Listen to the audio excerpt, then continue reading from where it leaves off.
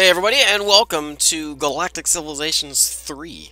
So I've just picked this game up. I'm not ready for a Let's Play yet. I'll probably get one done eventually. This is going to be more of a Let's Try. I've only just kind of barely checked the game out.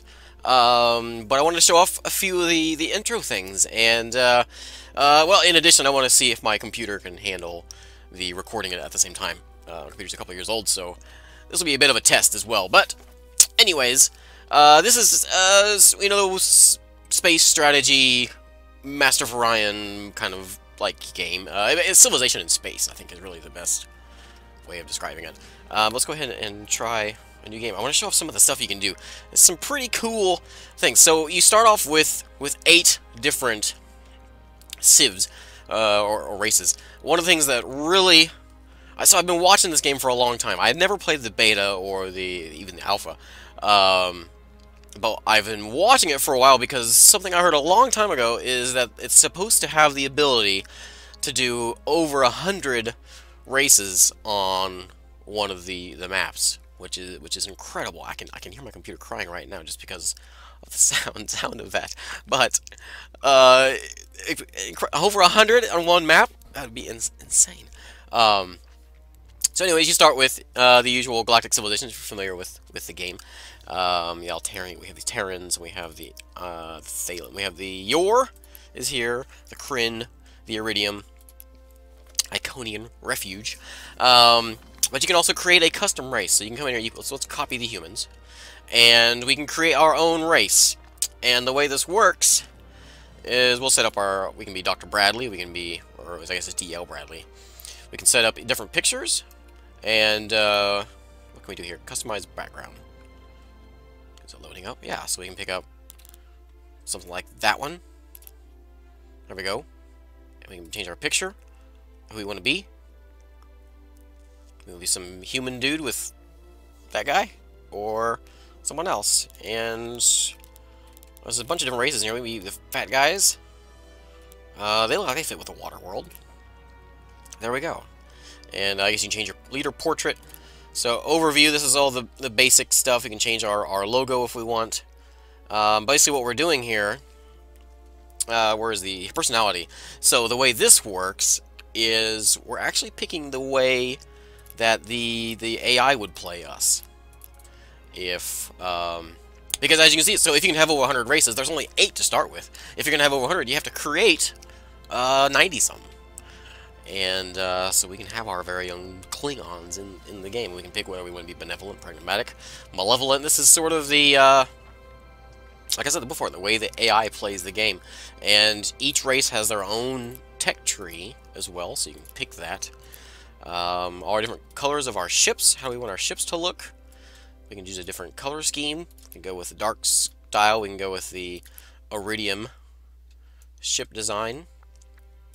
And we can even change, you can completely change everything on this. Pretty well customize anything.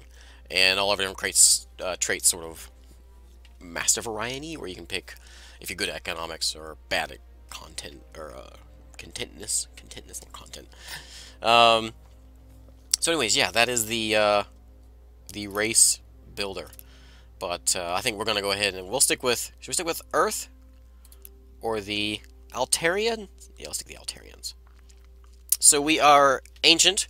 We get a bonus research to start with, and I think that's what it is. Gets research from precursor, yeah. And we are unwavering. Colonies are much harder to culture flip.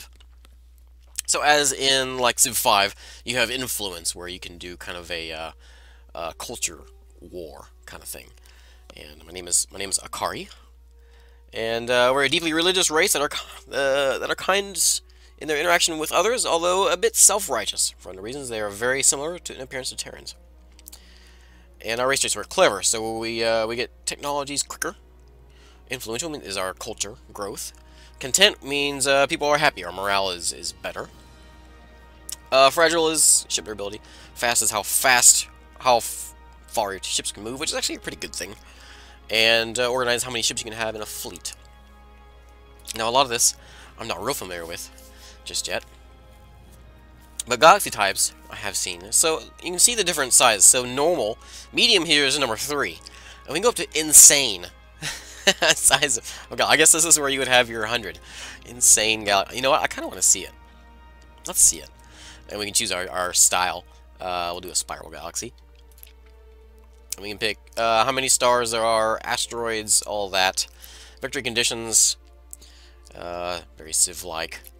Game settings. Is there anything we do want?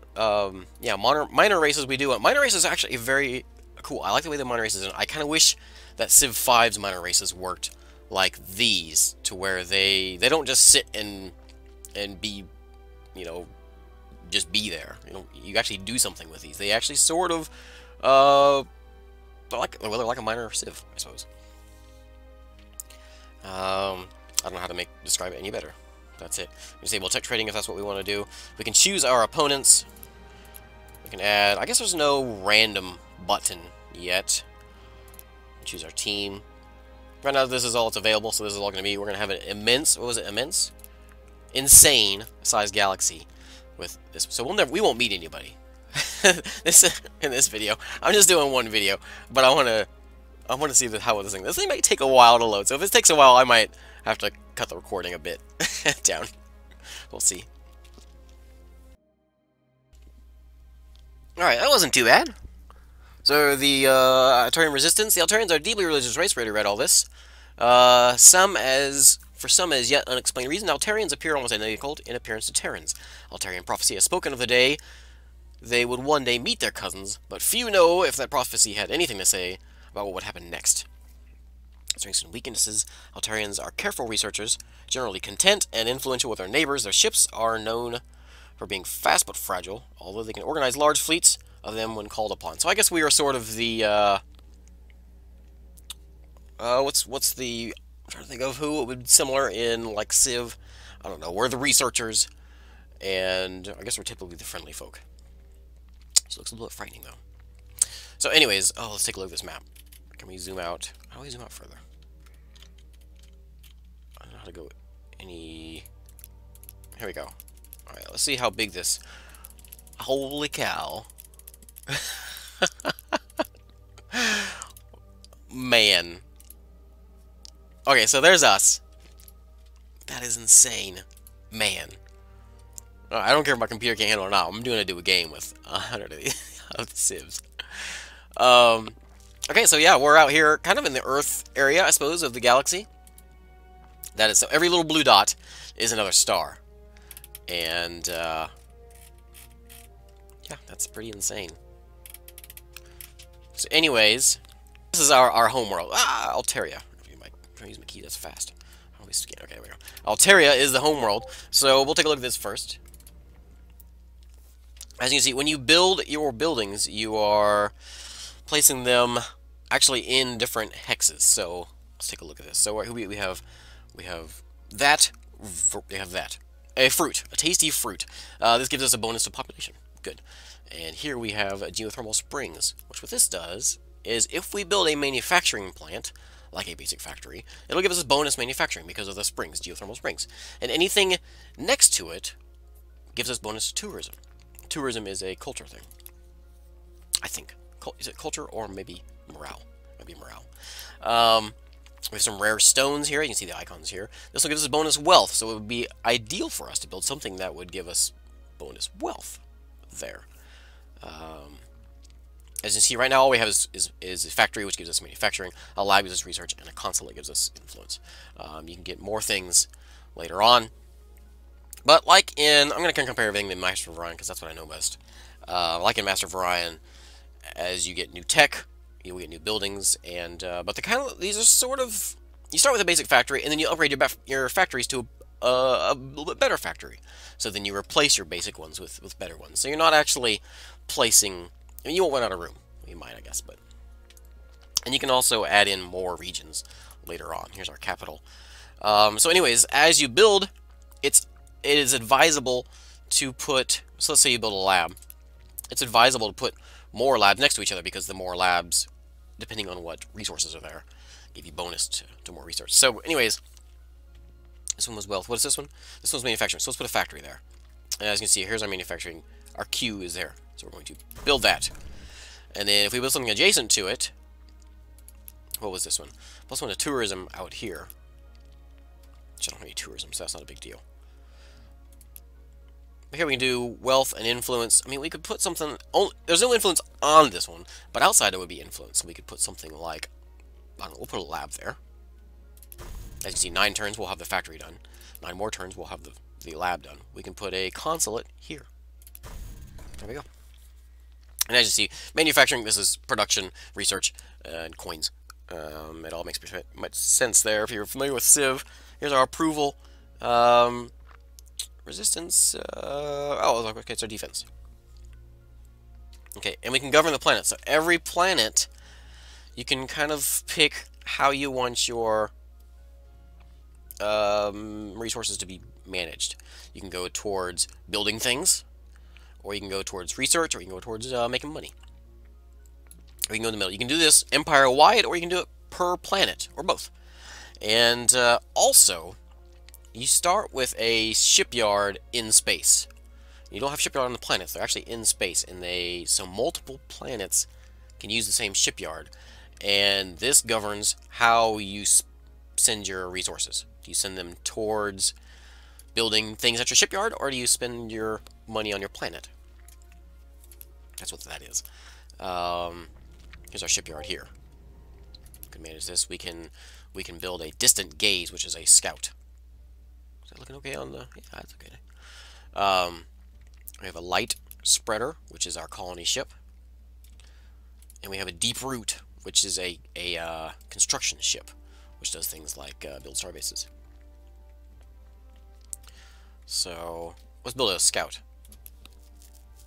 Build a scout. We'll have one in 10 turns. Okay, so we start the game with a scout, and we start actually with one of each. So we can send our scout out. Let's go head out to this planet over here, or this star, I guess, over here. Nothing is in. Oh yeah, there is. We do have one. Man, I have to change this. We have the planet Wisp, class 6, barely habitable. So it's a terrible planet, but it is a planet. This is a... what is this? This is a survey ship, I do believe. Yeah, survey ship. So what these do is basically they run around and pick up goodie huts. And we can actually tell it to go survey. And that's what he'll do. He'll just run around and find things like... I don't think I have anything just yet. I'm so used to using the arrow keys, and it's not helping me. Where's the next star? So we can run there and see if there's a planet, or we can just run over here. We'll just do that. Okay, so there's all that. Here's the govern screen for the empire-wide. We have our colonies here and all the basics. Different commands you can actually set up if you want specific shipyards to build things. You actually do a lot of things in this window. We don't have a trade because we don't know anybody. And timeline. Technology. Alright, so now we should look at research. So this is Master of Orion-like, to where we have 4 different categories to pick from. And within each category, we get to pick one of these. And then we go to the next step. We can go back and trade with people to get more. I was looking at my window there. Just like Moo. Where's my tech tree? Here we go. Tech tree. I kind of like this view better. So, like for instance, we're in influence. We start with influence. We can pick either the universal translator, or we can pick the universal translator. And then, actually, this one we can pick both.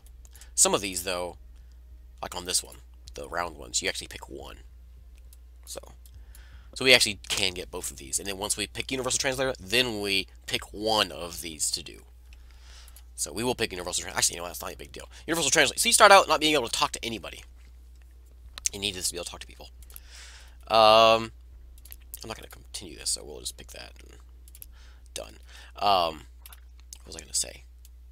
Oh, so the way the game does technology, which is kind of cool. So basically, we have all just recently discovered light speed. I think the humans actually are technically the first ones to discover it, and then they went and shared it with everybody because they're the naive humans. And so the first technological age, the ancient era, basically is us. There really isn't a lot of military involved. It's all about kind of doing just the basic space exploration. You're not putting weapons on your ship. You're going in to explore. And once you get into the age expansion, that's when you start getting a few more weapons, And then, of course, there's the Age of War, whenever you start getting real things. So the first half of the game kind of forces you to really stick to doing exploration things, which is cool. Anyways, we can go ahead and continue our turn here. And we have, what is this, a black hole? I think we found a black hole. Alright, it is a black hole. There's antimatter. Build a mining starbase nearby to harvest this resource. Okay. Cool. So yeah, you can build different types of starbases. There are, I believe there's culture ones, there's like a defensive one, and then of course this one says a mining one, where you can mine resources. For just a few more turns, just to see if we can find some more planets. I am a little bit choppy here. I might need to adjust some things.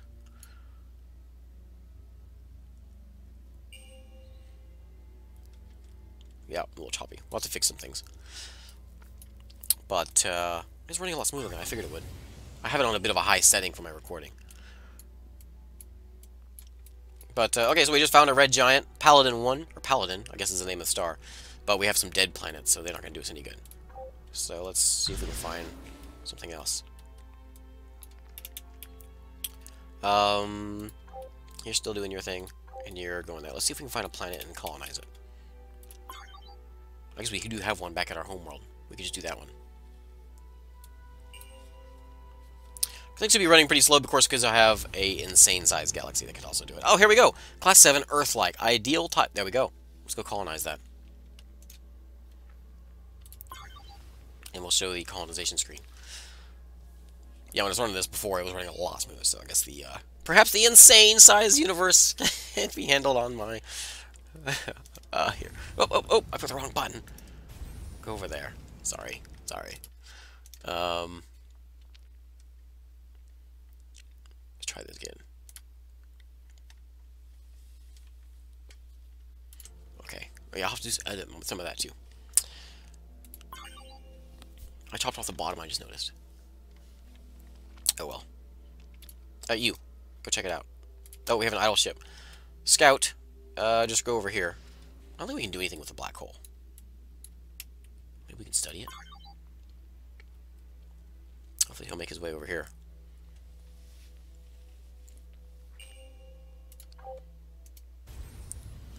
Okay, yes, colonize Amarami. Yes. There we go. First colony. Finally, after their long journey, your colonists set foot on an alien world. Untold effort and struggle were required to get even this far. But it's only the beginning. The galaxy is filled with worlds for the taking.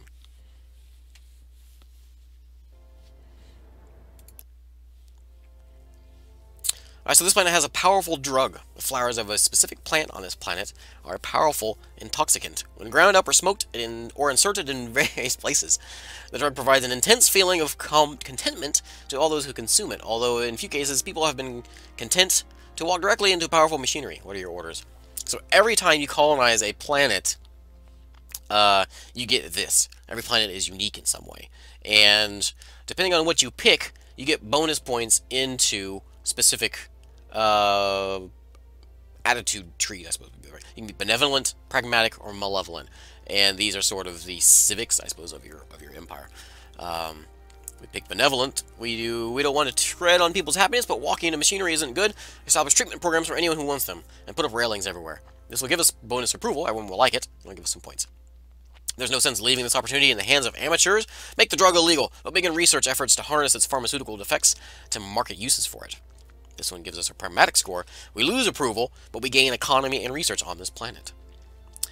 You say you're content with everything? Like more work? Give them the drug to make them work harder. Are the plants plentiful? They are? Fantastic. So this one gives us malevolent, gives us a lot of productivity. That sounds like the one we want to go with. And again, we have a new planet. And we can see, so like this one here, what is this? This is a paradise, gives us bonus approval. So we have some sort of, something makes people happy, which we will eventually research. We can put it there. And what are you? There's bonus tourism. Ancient ruins. This is a nice planet. I got drugs and tourism. A thulium catalyst. It's a bonus research. So yeah, we want to put a research lab there. Definitely. Oh, there is actually. Oh, okay. So to the outside, to surrounding squares. There is no surrounding squares here. We would actually have to um, create them, which we can't do right now. So yeah, so that's it. And again, we can govern the planet individually, but there we go. I think that covers the basics. I can see how I have a few things I need to fix on my recording to get this going, but I will probably get a Let's Play eventually going on this. Oh, ideology. Let me show this real quick. So here's our ideology. We picked Malevolent, which gives us a point in the Malevolent tree. So we can pick 4 different spots. Once we pick one, we go up a level. So this one grants us a free frigate class warship. This one gives us the Intimidation Center, which produces Malevolent ideology point every 10 turns. So, oh, nice. It just gives us bonus points. And Greed gives us bonus money. No penalty from sharing borders with another civilization. Nice. Scary. Makes us scary. So pick the bonus ship. What do we get? We have Smashing Ideal. There we are. And, oh, one other thing. The way the weapons and defenses work, it's sort of Eve-like, if you've played Eve, to where you have kinetic weapons, missiles, and beam weapons. It's sort of Eve-like. And then depending on your defenses, so if I attack someone that has kinetic weapons, railguns, for instance, I would want to put up hull plating on my ships to defend against. They have a better defense against that. And missiles versus point defense versus missiles, and you want shields versus lasers. So yeah, so there's a lot of detail in the game, and I don't know half of it. But I will play a bit, and if I can get everything going on my settings, I will probably do a Let's Play of this. But anyways, thank you for watching, and I will see you next time.